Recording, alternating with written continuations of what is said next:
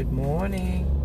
Good morning. Welcome to the Fearless Morning Show, where we are having confessions and conversations about everyday life and finances. Can we put a little bit more pep No. into that? Yes. No.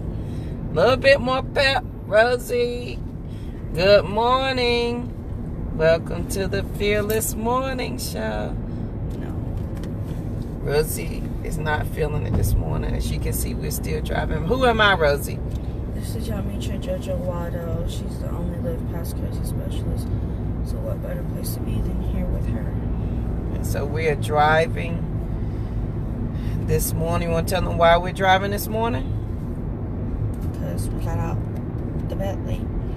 Yeah, I was up before Rosie at 6:15. Was still determined to lay in the bed. But Miss, who was that? Miss Margaret, what'd she say? She said, I'm awake and that's an improvement. Thank you. Thank you, Miss Margaret. Yes, she is awake. That is an improvement because normally she has been asleep. So I love to be asleep. I know. So we're getting better at this. I don't know. We used to get up and be leaving at 5. What'd she say? Nice to see you too. We used to get up at 5:20, but here lately, the snooze button has not been a friend at all. What Miss Kim say? Good morning. It is too. It's not too early for Good Pep. morning. It's always too early for Pep. Good morning, Leah. Good morning. Hey, Rosie, I love that sweatshirt. What does it say on it? Pensacola Beach, Florida. Oh, wait a minute. Did they get destroyed here with the recent hurricane? I don't I'm know. not sure. No, that was Panama City. That was Not Panama. City. Yeah, okay, the wrong P, right? All right. It is a process not to hit the snooze button, but normally my alarm goes off at 5. Okay, well, my alarm goes off at 5. I have one snooze button. It goes off, I go right back to sleep.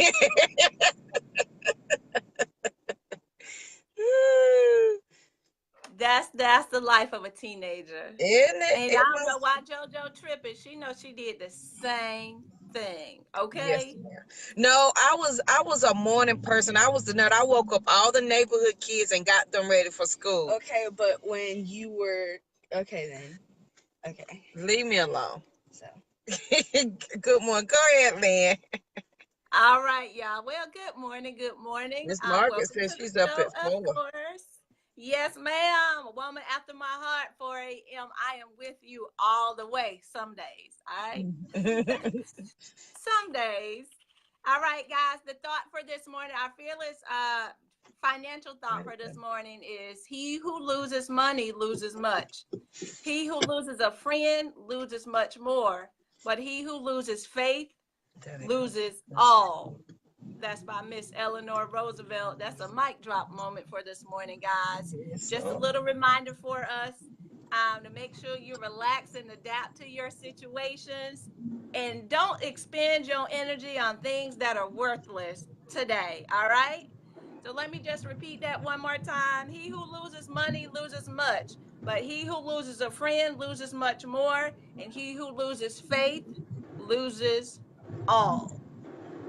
All right, guys. There you go. That thought this morning. Did you want to add something, Miss Co-host? What'd you say? Okay, I thought you were saying something. My bad. I forgot to turn off the GPS. I like to turn it on and see how long it's going to take me to get to where I'm going. So Linda's talking right now. So Linda is talking, and I can't. Linda, listen. Right, and I can't turn her off because we're on now, so it's okay. Okay. All right. Awesome. Okay, guys. Well, my thought for this morning, I'm Lynn Dimmons, America's #1 financial rebound coach. My topic this morning is stop thinking like this. All right.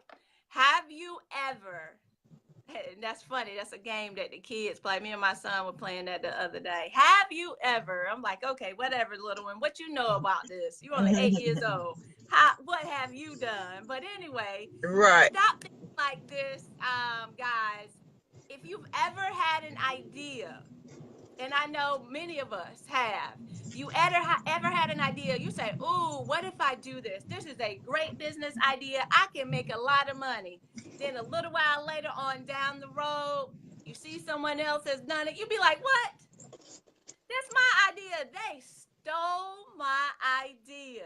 If Mm-hmm. I had done that, I could have made, whatever, right? I could have been a millionaire. I could have been a billionaire right now. How many of you have ever had that thought?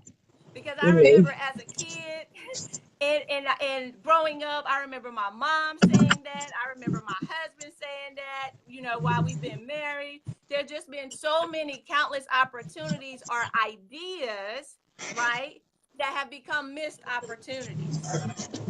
What I want to say to you today is if you continue to think like this, you're going to stay where you are.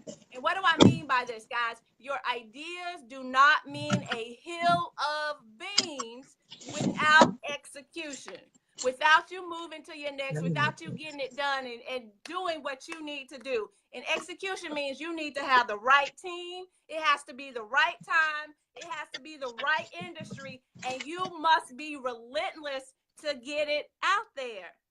Okay? So let me help you out this morning. I want to give you 3 things, and I'm going to be short with my thought this morning. Again, guys, I'm Lynn Dimmons, America's #1 financial rebound coach. Yeah, I said it, America's #1.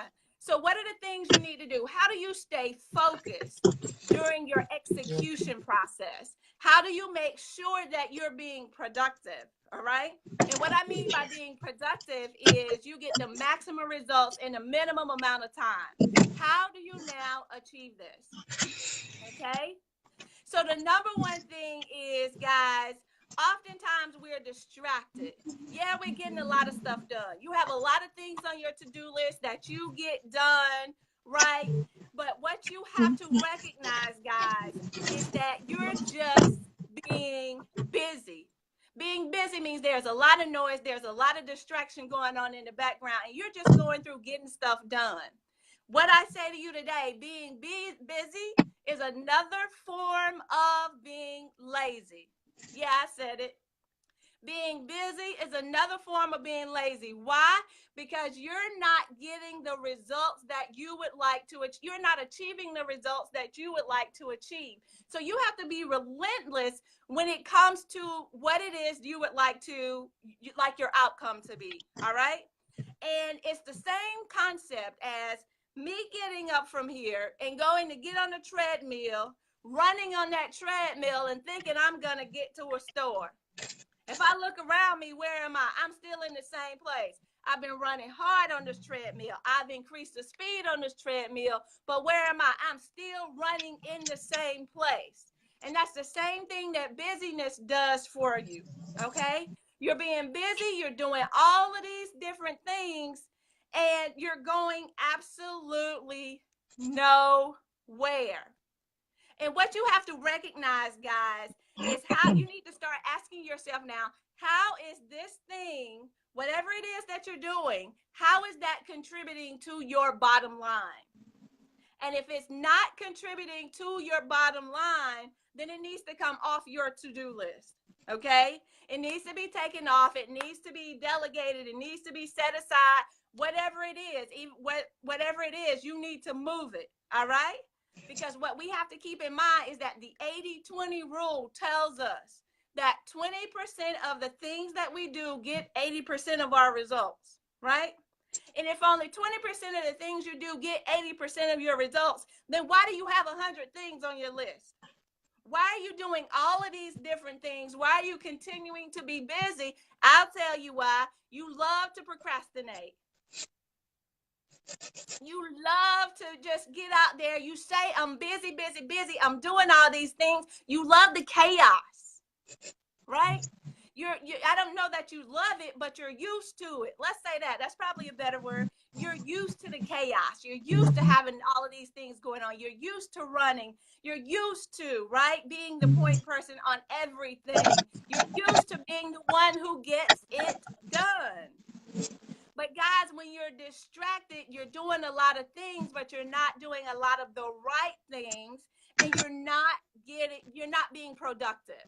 You're not getting maximum results in minimum time is what I'm trying to say today, right? So make sure if you don't walk away with anything else, know that being able to execute means that you're productive.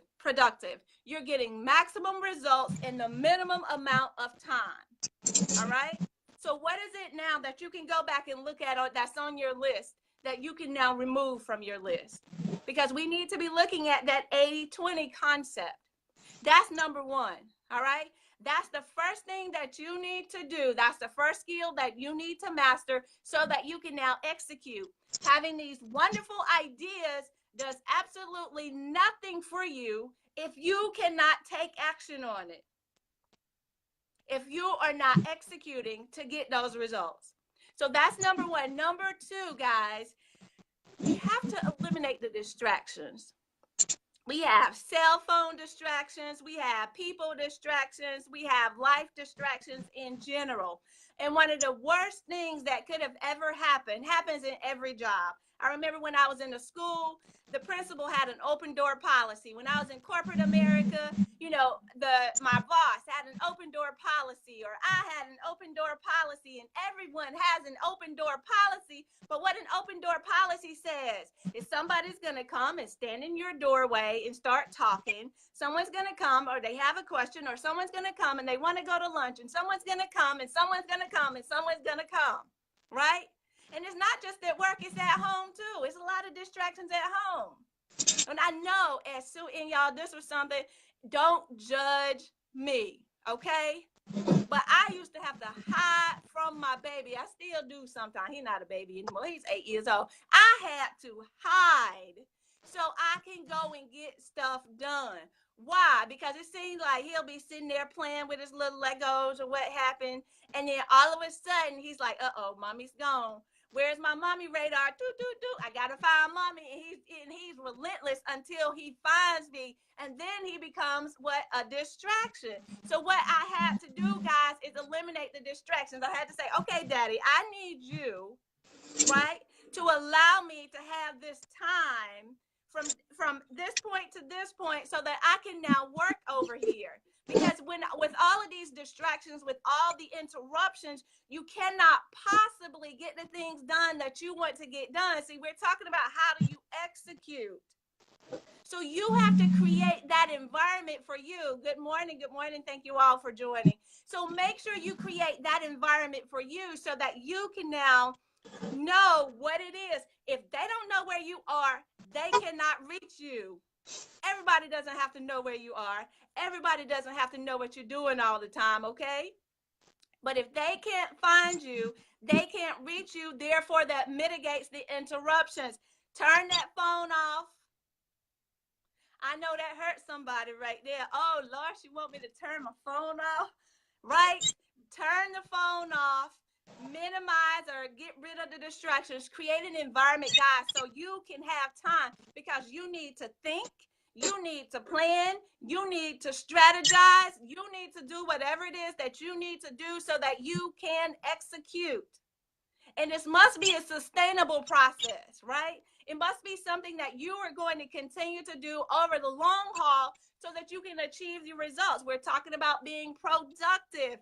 How do you get maximum results in minimum time? And the third thing that I want to share, this is my last point that I want to make, guys, is give yourself a time limit. I call it my DDT.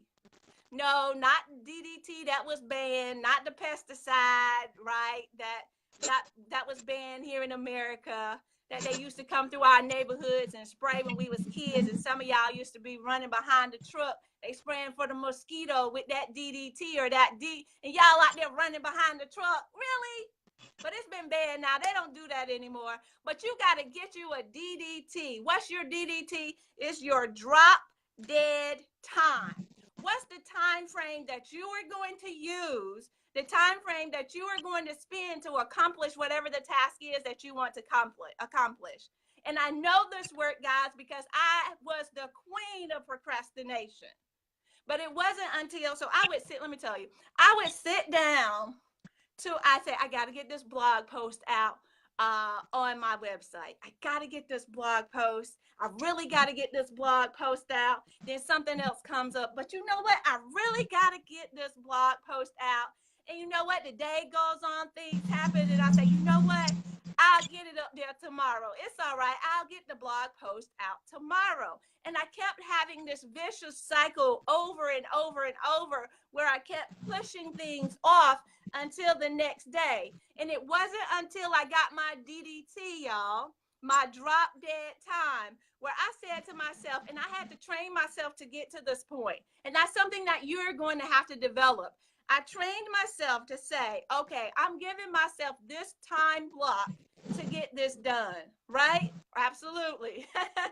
I'm giving myself these 30 minutes to get this blog post written. And what it did for me, y'all, was it forced me to get it done in these 30 minutes, because I said, hey, if I'm not done at this time, I just got to push it up and go.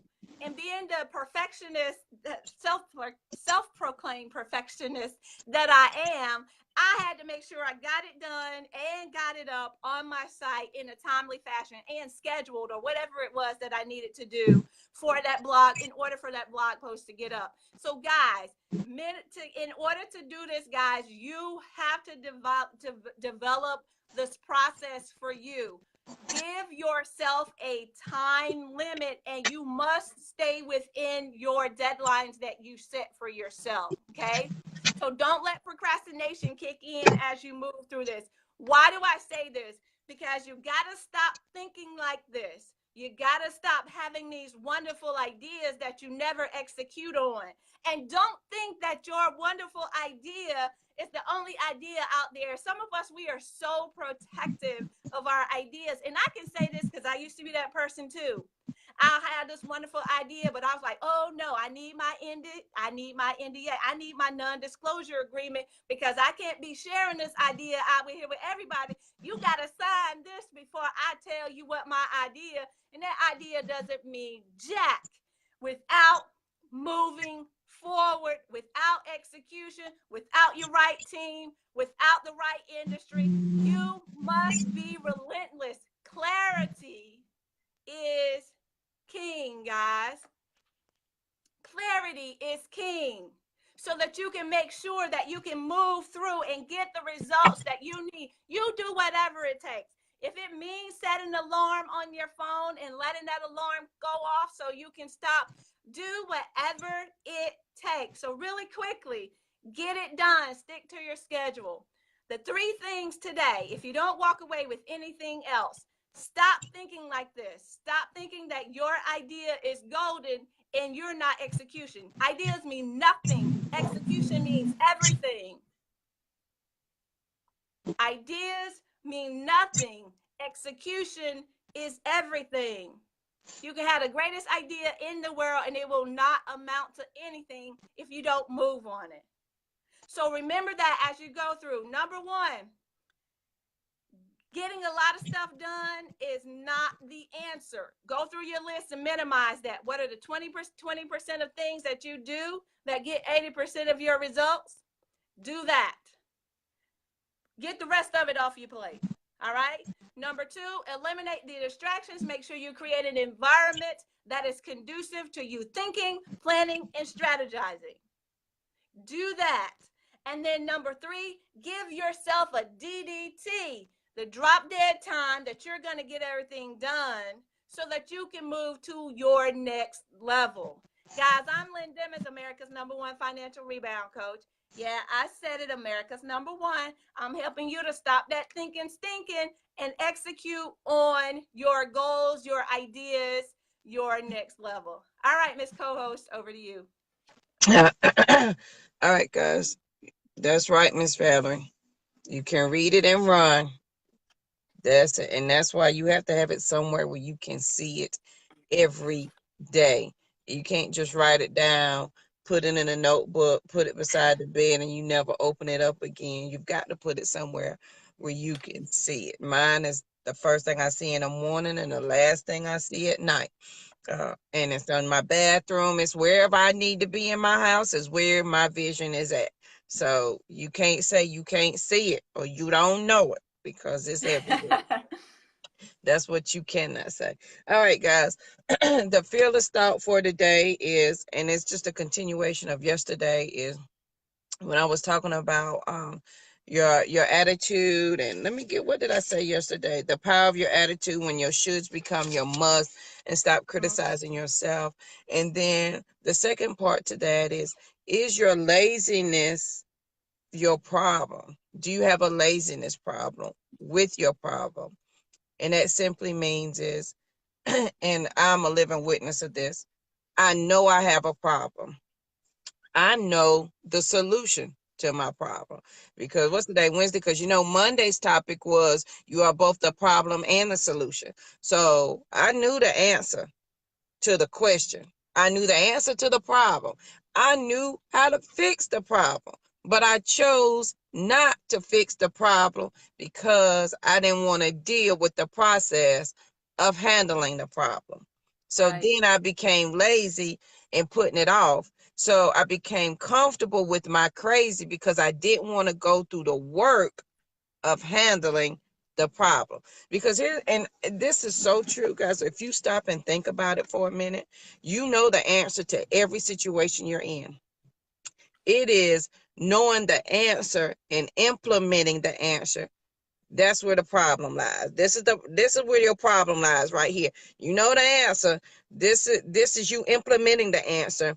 And that little piece right there where you actually got to walk it out, that's where the laziness comes in, and that's where the problem comes in, because this little piece right here is where you're going to meet yourself. That's where you're going to have to make some decisions by yourself. It's where you're going to have to stand up for yourself and tell people what you will and will not accept.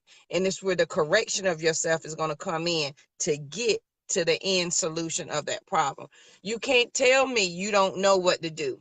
You can't tell me you don't know the answer. You cannot tell me that you had this huge problem. Not once have you, Jesus didn't say, JoJo, that's the answer. And you be like, Lord, yes, thank you for the answer. And then you still sit there and look at the problem, wondering why it ain't fixed. Because Jesus gave you the answer, but you want him to do the work too of fixing a problem. So that's where your laziness comes in. Sometimes we really don't have a problem anymore. We have a laziness problem to our problem. That simply means is we're too lazy to do the work to fix our own problem. So I'd rather deal with my problem than to do the work to get away from my problem. Does that make sense? Yes, Because it does. I'm trying to make it as simple as possible. If we know the answer. And here's my confession for today. And I can use godly 1,000,001 examples, but I'll use my domestic violence situation. I knew I knew I had to leave. Like there was no option. I knew I had to leave, Lynn. But the problem was, oh, he's been in ministry for 30 years. Mm. I'm the first lady. What's that's gonna look like? Lord, the church people, what are they gonna say? What are my friends gonna say? What are my family gonna say? How in the world am I gonna explain this? And I don't even want to answer these questions. I don't want to deal with it. And I had every excuse in the world not to do the solution to my problem. Sometimes we make up excuses for why we can't fix our problem. We can't Mm-hmm. fix our problem because, as Lynn says, we're too busy. We can't fix our problem because we're worried about what other people think. We can't fix our problem because it's going to require us to do some work. We can't fix our problem because people are going to talk. And this is what I had to come to the understanding. People were already talking about me because they already knew what was going on. Some of them did, some of them didn't. They were already talking. They already talking because I was younger and married an older man. They was already talking because I was living my best life in sin and didn't really need a preacher to come and help me get my life straight. They was already talking about that part too. That was Mm. the town discussion. They were already talking about me being pregnant by a man who was older than me, and even though he was my husband, having children, and now I got two baby daddies, as they say. They were already talking about me. So either I'm going to allow them to stop me from getting the answer to my problem, or I'm going to allow them to be the excuse for my problem to why I can't get to the answer. And what you will find is, if you look around your community, you will find women and men who have dealt with a problem for 30, 40 years because they don't want to do the work to get to the end of the problem. They don't want to do the work. That's your granddaddy, baby. Men gonna be men. I'm gonna love him anyway. That's how they are. But you know the answer. This is the Right. answer. This is the solution. And all your excuses are sitting right here on it. Right, Charlene? Thank you, Miss Valley. They're gonna talk about you good or bad. Period. Absolutely. They gonna, so I might as well eliminate that excuse, because if you already doing it, I can't use that as an excuse anymore. So either I'm going to fix my problem and live past crazy, or I might as well get down and dirty with this crazy boo, and we're gonna ride this thing, because we're gonna be crazy to the end of the time. Crazy never stops. It's never gonna stop. The cycle will always continue. Whatever your crazy may be, it doesn't have to be my crazy. It could be your crazy friendship, your crazy job, your crazy children, your crazy. It could be whatever crazy is for you. If you don't address it, it's going to continue. So if you know you got the answer to your problems today, you already know the answer. Mm-hmm. You got to get to the action part of your answer, because that is what is required. You've got to do the work part of it. Correct. Only you can prevent farce. Thank you, Miss Valerie. Hello, somebody. She done told y'all the straight truth right there.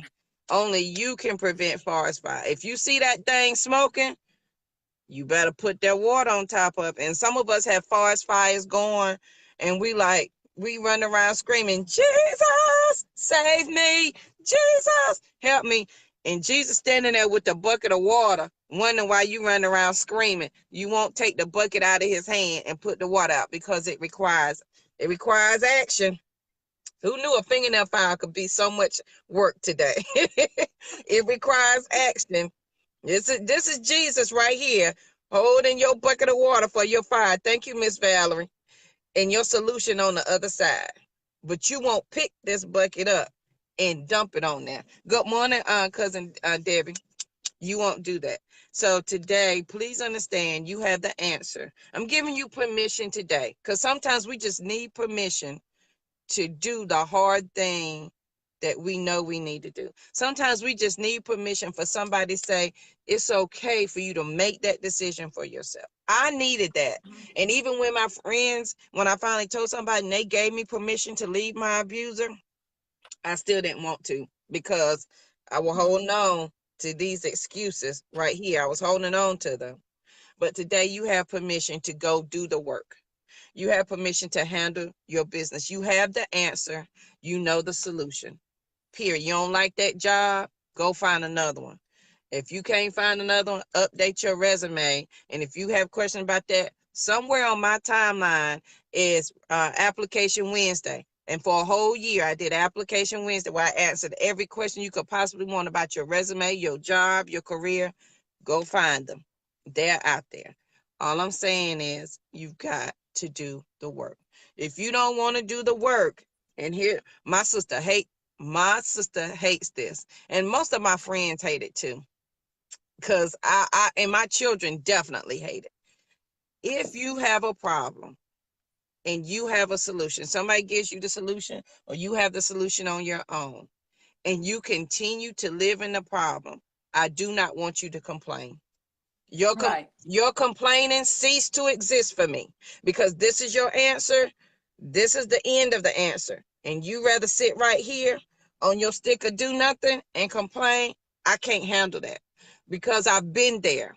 This is what I know. I've been there. When my abuser, when I tell you, when the day I left, I had to hunt my keys down, because he controlled my pocketbook, my wallet, my money.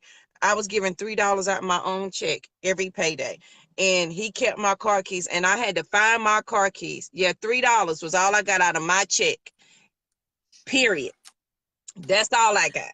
And I was lucky to get that $3 had to put gas in my car and last me all week. And I was driving from Raleigh to Durham and pick up the kids from school. And if I wanted lunch money, $3 was all I got. And so he hid my car keys. So the day I left, I had to go find the car keys. That meant I'm in a 3-level house. I'm having to tear that house up while he sleep. And I finally found them under the recliner, hooked on a little hook under the recliner. How hard did I Wow. have to look to find that? Yeah. Right. Right. How hard Right. did I have to look to find that? And then Mm. the keys are in my hand, right? So that's my answer to get out the house. That's my answer. And what stopped me? I stood at that front door and could not open that front door.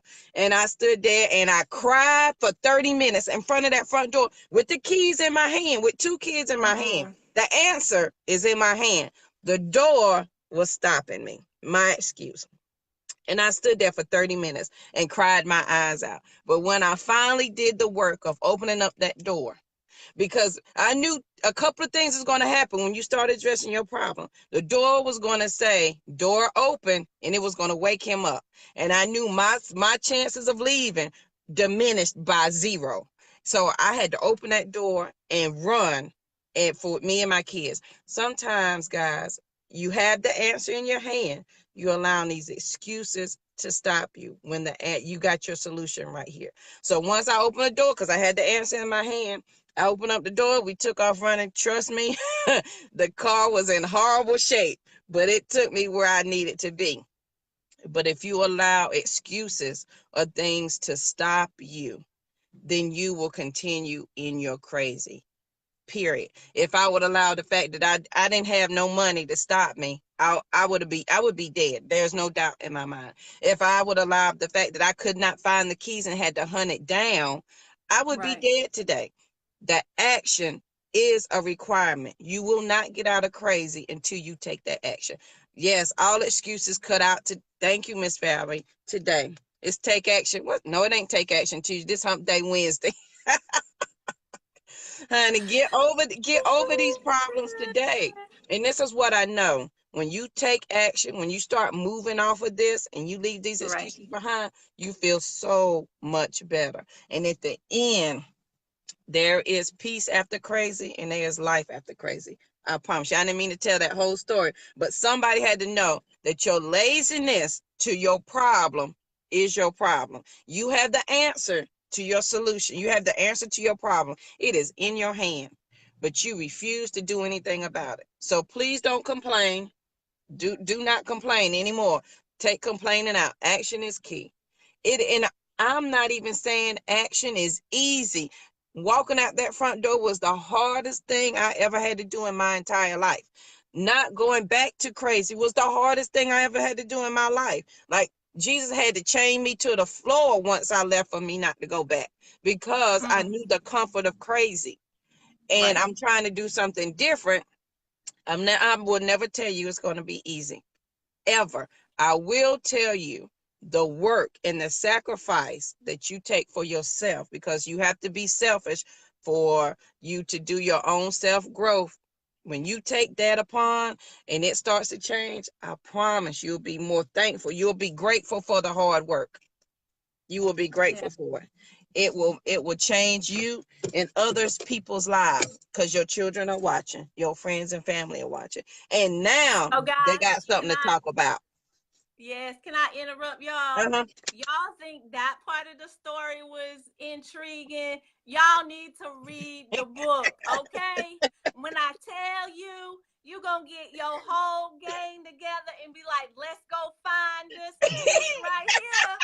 I'm telling you, y'all gotta read this story. Listen, I would tell Yo, y'all. I What, man, y'all go get the book. She has the book on sale for $6 the this six month for domestic violence month. All right, Yes, for domestic violence awareness month. Let me add awareness in there. yes. Y'all make sure y'all go get the book. I'm telling you, that story will have you sitting on the edge of your seat.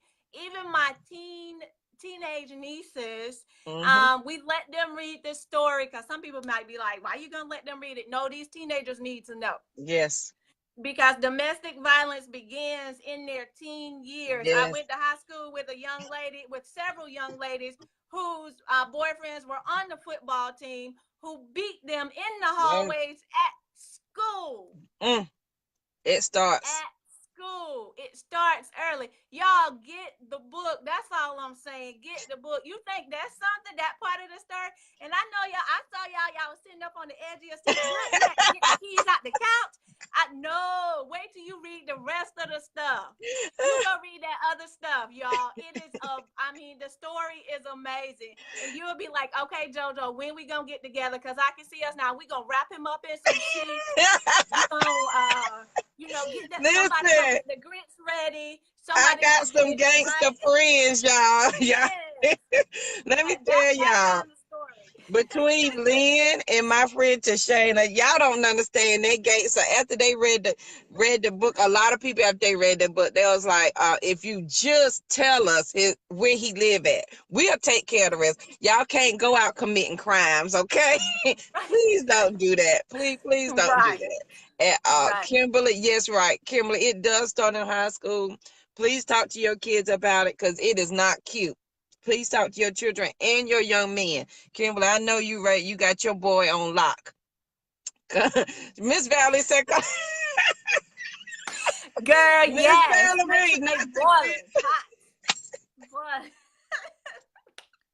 Lord Yes. Jesus. Oh Lord. And Charlene talking about a women rally. Listen, I don't have enough bail money for everybody now. Listen, I need all y'all to be on y'all.